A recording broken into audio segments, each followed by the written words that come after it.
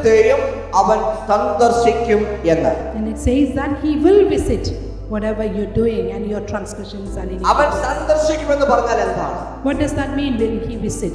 അവൻ അതിനെ ചോദ്യം ചെയ്യുന്ന ഒരു ദിവസമുണ്ട് എന്ന്.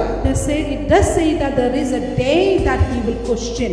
ഇല്ലെങ്കിൽ അതിനെ കൈകാര്യം ചെയ്യുന്ന ഒരു മേഖലയുണ്ട് എന്ന്. It is reminding us that he will be dealing with your transgressions and iniquity one day. Hallelujah. Hallelujah.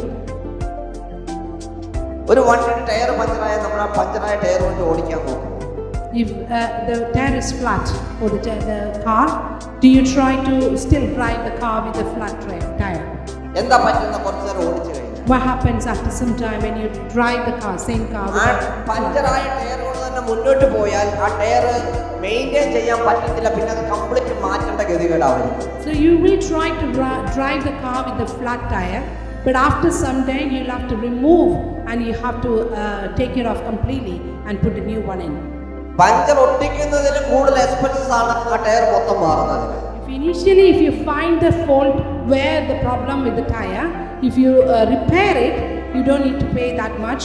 But if you are removing it and putting new one in, your expense it will be expensive. അതുകൊണ്ട് ദൈവവചനം പറയുന്നത് നിന്റെ അകൃത്യത്തെയും ലംഘനത്തെയും അവൻ സന്ദർശിക്കുമെന്ന്. And that is why he is reminding us that he will visit your transgressions and iniquities. അത് എപ്പോഴാണെന്ന് അറിയാമോ? മൊത്തം പഞ്ചറായി തീരുന്നതിന് മുന്നേ അതിനെ ദൈവം സന്ദർശിക്കും. Before you get into that flat stage, he will visit you. അതെ, അത് മൊത്തം പഞ്ചറായി ഫുള്ള് മാറേണ്ട ഗതികേട് വരുന്നതിന് മുന്നേ തന്നെ അവൻ നിങ്ങളെ സന്ദർശിക്കും. Before you get into that stage of that replacement, he will visit you.